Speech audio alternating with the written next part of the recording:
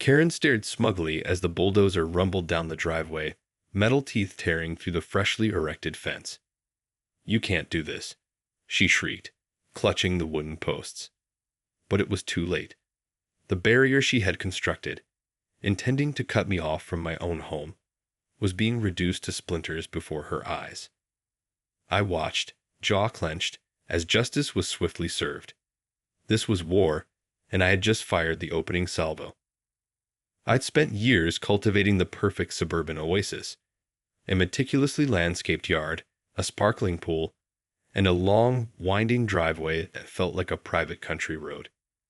It was my own little slice of paradise, tucked away from the prying eyes of neighbors. Until Karen moved in 3 doors down. At first she seemed harmless enough, an older widow who kept to herself. But that all changed the day I came home to find a brand new wooden fence running perpendicular across the middle of my driveway. I blinked in disbelief, slowly pulling my car to a stop and getting out to investigate. "What is the meaning of this?" I demanded, confronting my new neighbor as she admired her handiwork. Karen turned to me, her thin lips twisted into a smug grin. "This is the new property line," she declared. "You've been encroaching on my land for years, and I've finally decided to do something about it." I stared at her, dumbfounded. "Your land? This is my driveway. You can't just build a fence across it." "Oh, but I can," she replied, her eyes glinting with a twisted satisfaction. "I've checked the property records, and it seems there was a mistake made years ago. This strip of land actually belongs to me." I shook my head in disbelief. "That's ridiculous. I've lived here for over a decade, and no one's ever said anything about this being your property." "Well, now they have," Karen said, her voice dripping with false sweetness. "And if you try to remove this fence, I'll have you arrested for trespassing." With that, she turned and sauntered back to her house, leaving me standing there, fuming. This was not going to stand. I was going to fight this, no matter what it took. I spent the next few days in a frenzy, poring over property records and surveyor reports, desperate to find a way to take down Karen's spiteful little fence. But every piece of documentation I uncovered only seemed to confirm her story. There was an old boundary dispute that had resulted in a sliver of my driveway technically belonging to her. The more I dug, the more infuriated I became. How could this have gone unnoticed for over a decade? And why was Karen only now deciding to pull this stunt? I suspected it had something to do with the fact that I had recently applied for permits to build a large addition onto my house. Perhaps she saw this as an opportunity to get back at me, to throw a wrench into my renovation plans. Whatever her motivation, I knew I had to act fast. Each day that the fence remained in place was another day I was essentially locked out of my own home. I couldn't even pull my car into the driveway without having to navigate the obstruction. Finally, in a fit of desperation, I decided to take my case to the county. Surely, they would see the absurdity of this situation and order Karen to remove the fence. I marched down to the municipal offices, documents in hand, and demanded to speak with someone about the encroachment. The clerk listened to my story with a sympathetic nod. Yes, we've had a few complaints about this," she said. "Apparently, there's been an ongoing dispute between you and your neighbor over the property line." "It's not a dispute," I insisted. "The land is mine. This is my driveway that she's blocking."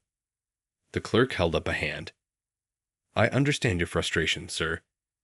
But according to our records, the strip of land in question does technically belong to your neighbor, Mrs. Walters." I felt my blood boil. "You can't be serious. There has to be something you can do." The clerk gave me an apologetic look. "I'm afraid your only recourse at this point would be to take Mrs. Walters to court.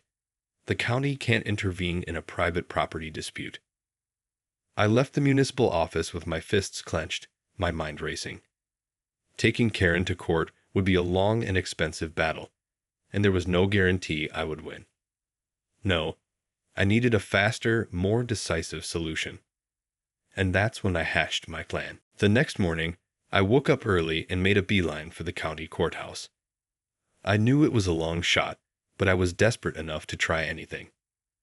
After a lengthy conversation with the assistant county administrator, I managed to convince him to send a team of inspectors out to investigate the disputed property line. I explained the situation in detail, emphasizing how unreasonable and disruptive Karen's actions had been. This isn't just about me, I argued. It's a public safety issue. That fence is blocking access to the road, and it poses a serious hazard for emergency vehicles. The administrator mulled it over, stroking his chin thoughtfully. You make a fair point. All right, I'll send a crew out to take a look. If they determine the fence is indeed encroaching on public property, we'll have no choice but to order its removal. I thanked him profusely, already feeling a glimmer of hope. If the county ruled in my favor, Karen would have no choice but to take down that infernal barrier. Sure enough, just a few hours later, I received a call from the inspectors. Sir, we've completed our assessment, and I'm afraid your neighbor is in the wrong here. The fence she built is on county-owned land, which means it has to go. I couldn't believe my ears. You're serious? She has to remove it. That's correct, the inspector confirmed. We've already contacted Mrs. Walters and informed her of the situation. She has 48 hours to take down the fence, or the county will come in and do it for her. I hung up the phone, a broad grin spreading across my face. Justice was finally going to be served. Karen was about to get a harsh lesson in the consequences of her petty actions. That evening, as I sat on my patio overlooking the driveway, I saw the unmistakable figure of my neighbor storming across the lawn, her face twisted in rage. I watched with gleeful satisfaction as she began furiously ripping boards off the fence, her bony arms stringing with the effort. "This isn't over," she shrieked, her gaze finding mine. "You'll pay for this, mark my words." I simply smiled and waved, reveling in my victory. Oh, but it was far from over. This was just the beginning. True to her word, Karen did not take her defeat lying down. The next day, as I was pulling out of my driveway, I noticed a large for sale sign planted firmly in her front yard. My heart sank. This could only mean one thing.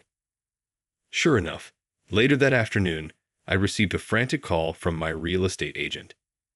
"Your neighbor just listed her house. She's telling everyone who will listen that you're a vindictive jerk who got the county to tear down her fence." I clenched my jaw, my fingers tightening around the phone. She's the one who built the unlawful fence in the first place. This is her own fault. I know, my agent sighed. But you know how these things go. The neighbors are already taking her side, and potential buyers are going to be wary of getting caught up in a dispute. I cursed under my breath, knowing she was right. Karen was clearly trying to paint me as the villain, using the fence incident to drive down the value of her home and force a quick sale. And if she succeeded, it could end up costing me dearly. "What do you suggest I do?" I asked, my mind racing. "The best thing would be to try and make amends with Mrs. Walters," my agent replied. "See if you can get her to retract the listing and smooth things over. Otherwise, you might find yourself in a bidding war just to keep your own property value from plummeting." I let out a frustrated groan. The very idea of making nice with that spiteful woman made my skin crawl. But I knew I didn't have much choice. I had to at least try to make peace, for the sake of my own investment. That evening, I steeled myself and marched over to Karen's house, fully prepared for a fight. But when she opened the door, her usual scowl was replaced by a surprisingly somber expression. "I suppose you're here to gloat," she muttered, her voice devoid of its usual venom. I shook my head. "Actually, I'm here to try and make things right. This has gone too far, don't you think?" Karen eyed me warily. "What are you proposing?" "Look, I don't want there to be any bad blood between us," I said, forcing myself to sound conciliatory. "Why don't we sit down and see if we can come to some kind of agreement?" She hesitated for a moment, then nodded slowly. "All right. Come in." As I stepped through the threshold, I steeled myself for the battle ahead. This wasn't going to be easy, but I had no choice. I had to find a way to make peace with my formidable neighbor, even if it killed me. Karen led me into her modest living room, motioning for me to take a seat on the floral-patterned sofa. As I sank into the cushions, I couldn't help but notice the faint scent of lavender that permeated the air, a stark contrast to the woman herself, whose sour demeanor filled the room like a thick fog. "So," she began, settling into an armchair across from me, "what is it you want?" I took a deep breath, trying to choose my words carefully. "Look, Karen, I know we've had our differences, but I think it's time we try to put this whole fence debacle behind us." She raised a single skeptical eyebrow. "And what exactly do you propose?" "Well, for starters, I'd like you to take that for sale sign down," I said. "The way you've been talking about me to the neighbors has me worried it's going to affect my property value." Karen scoffed. "Worried about your precious property value, are you? That's rich, coming from the man who got my fence torn down." "I didn't have a choice," I protested. "The county ruled that the fence was on public land. If I hadn't gone to them, they would have done it anyway." "Emph. Well, that may be true, but it doesn't change the fact that you made a fool of me in front of the whole neighborhood." Her eyes narrowed. "I can't just let that go." I felt a surge of frustration, but I forced myself to remain calm. "Look, I'm not asking you to forget about it. I'm just asking you to stop trying to sabotage my home. Is that really so much to ask?" Karen studied me silently for a long moment, her lips pressed into a thin line. Finally, she let out a reluctant sigh. "Fine. I'll take the sign down. But don't expect me to start baking you cookies or anything." "I wouldn't dream of it," I muttered under my breath. We spent the next half hour hashing out the details of a tentative truce. Karen agreed to stop trash-talking me to the neighbors, and I in turn promised to stay out of her business and keep my renovations as low-key as possible. It wasn't a perfect solution, but at least it was a start. As I made my way back home, I couldn't help but feel a sense of cautious optimism. Maybe, just maybe, we could find a way to coexist peacefully. After all, we were both grown adults. Surely we could rise above this petty feud. Little did I know, the worst was yet to come. For the next few weeks, I breathed a cautious sigh of relief. True to her word, Karen had taken down the for sale sign, and the neighborhood seemed to have calmed down, at least on the surface. But I couldn't shake the feeling that my truce with the cantankerous old woman was nothing more than a tenuous ceasefire. And I was right to be worried. One morning, as I was backing my car out of the driveway, I noticed something odd. The pavement seemed to have a slight bulge in it, right where the fence had once stood. Furrowing my brow, I got out to investigate, only to discover that the asphalt had been intentionally cracked and disrupted. My heart sank as the realization dawned on me. Karen had sabotaged my driveway. Fuming, I marched over to her house and pounded on the door. When she finally answered, I didn't bother with pleasantries. "What the hell did you do?" I demanded, gesturing wildly toward the damage. Karen feigned innocence, her eyes widening in an exaggerated display of confusion. "I have no idea what you're talking about." "Don't play dumb with me," I spat. "You sabotaged my driveway, didn't you?" Her lips curled into a cruel smile. Now, let's not jump to conclusions. Perhaps it was just an accident." I let out a humorless laugh. "An accident? You expect me to believe that?" "Well, it's not as if I have the strength to go out there and mess up your precious driveway," she retorted, gesturing to her frail frame. "Perhaps it was some mischievous neighborhood kids, I clenched my fists, fighting the urge to grab her by the collar. "You know damn well it was you. This is retaliation for the fence, isn't it?" Karen shrugged nonchalantly. "I don't know what you're talking about. But if you're so concerned, maybe you should call the police. Or better yet, why don't you just fix it yourself?" With that, she slammed the door in my face, leaving me standing there, seething with rage. I had fallen for her little game, and now I was paying the price. Gritting my teeth, I stormed back to my house, already plotting my next move. There was no way I was going to let her get away with this. This war had just been taken to a whole new level. I spent the next few days consumed by a whirlwind of fury and frustration. Karen's brazen act of retaliation had shattered any semblance of a truce we'd managed to achieve, and I knew I had to retaliate in kind. But what could I do? Confronting her directly had only led to more antagonism, and I couldn't risk another round of petty tit-for-tat escalations. I needed a more calculated, surgical strike, something that would hit her where it really hurt. Then it hit me, the real estate listing. Rushing to my computer, I began scouring online forums and real estate blogs, searching for any tips or tricks that could help me sabotage Karen's attempt to sell her house. I learned about strategies like planting negative reviews, flooding the listing with lowball offers, and even generating fake noise complaints to deter potential buyers. The more I read, the more my righteous indignation fueled my determination. Karen had struck first, and now it was time for me to retaliate in kind. This was war, and I was going to win at all costs. Over the next few weeks, I put my plan into action. I created false online identities and left scathing reviews of Karen's home, warning potential buyers about the crazy neighbor and the endless property disputes. I also contacted local realtors, pretending to be interested in the listing, but then abruptly backing out at the last minute, citing concerns about the neighborhood.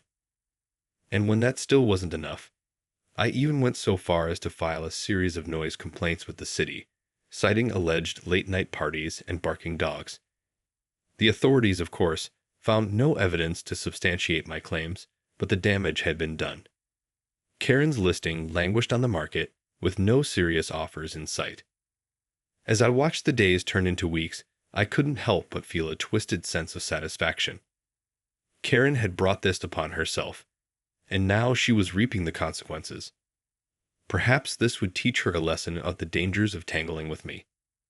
But even as I reveled in my victory, a small part of me couldn't help but feel a twinge of guilt. Was I really any better than her, stooping to such underhanded tactics? Had I become the very thing I had set out to defeat? Those doubts, however, were quickly overshadowed by the overwhelming sense of triumph. Karen was losing, and I was winning, and that was all that mattered. As the weeks dragged on, Karen's frustration only seemed to grow. I would catch glimpses of her pacing on her front porch, brow furrowed, as she stared at the stagnant "for sale" sign in her yard. It was clear that my sabotage campaign was taking a heavy toll. And then, one day, the unthinkable happened. I was in my kitchen, brewing a fresh pot of coffee, when I heard the distinct sound of screeching tires outside. Peering out the window, I was stunned to see a police cruiser pulling up to Karen's driveway, its lights flashing. My heart raced as I watched two officers approach Karen's front door, their expressions stern. Within minutes, they had handcuffed her and were leading her to the waiting car, her bony frame hunched in defeat. Bewildered, I rushed outside, hoping to catch a glimpse of what was happening. As the police vehicle pulled away, I flagged down one of the officers. "Excuse me, officer," I called out. "What's going on?" The officer turned to me, his face etched with a mixture of sympathy and disgust. "We've received multiple reports of harassment and property damage from your neighbor, Mrs. Walters," he explained. "After investigating, we've determined that she's been deliberately sabotaging your driveway and your home's real estate listing." I blinked in stunned silence, my mind racing. "So you're arresting her?" The officer nodded grimly. "I'm afraid so. Mrs. Walters is being charged with criminal mischief and harassment. She's going to be spending some time in jail to think about her actions." I stood there, dumbfounded, as the police car disappeared down the street. Part of me felt a sense of vindication, knowing that Karen was finally facing the consequences of her spiteful behavior. But another part of me couldn't help but feel a twinge of regret. Had I really stooped to her level, becoming just as petty and vindictive as she was? The line between justice and revenge had become blurred, and I wasn't sure I was comfortable with the person I had become. As I made my way back to the house, I paused, gazing at the now empty driveway. The crack in the asphalt, a tangible reminder of the war that had raged between us, was still there, a jagged scar that would take time to heal. With a heavy sigh, I realized that true victory wasn't about winning at all costs, but about finding a way to move forward, to rebuild what had been broken. And as I stood there, I knew that the real work was only just beginning.